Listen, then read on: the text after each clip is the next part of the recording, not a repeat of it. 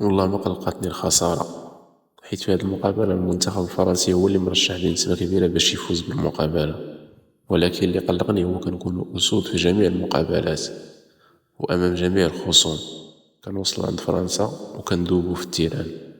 تخيلوا معايا في الشوط الأول 0 محاولة، وتخيلوا معايا كون بونو حتى هو منجاش اليوم، كانت شوهتنا غتكون شوهة. كون غير علمتونا حتى حنا كجمهور مغربي نعملو ردة فعل وما نتفرجوش. بزاف الناس ما غاديش يتفقوا معايا، ولكن راه هادشي اللي كاين. شوفوا عندنا منتخب واعر بجميع المكونات ديالو، اللاعبين لاعب، والانديه اللي كيلعبوا فيها راه خير دليل، والمدرب واعر كذلك، وكأس العالم لأقل من 20 سنة اللي فاز به خير دليل.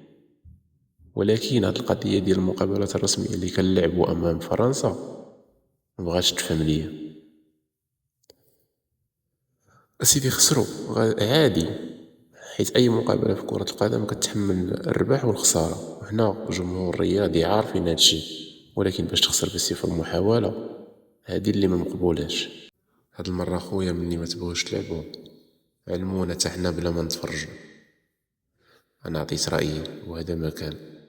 تبارك الله عليكم، خرجتوا بشرف، وحنا كجمهور مغربي مفتخرين بهذا المنتخب، ولكن هذا المنتخب كان قادر يعطينا أكثر من هادشي. هذا ما كان.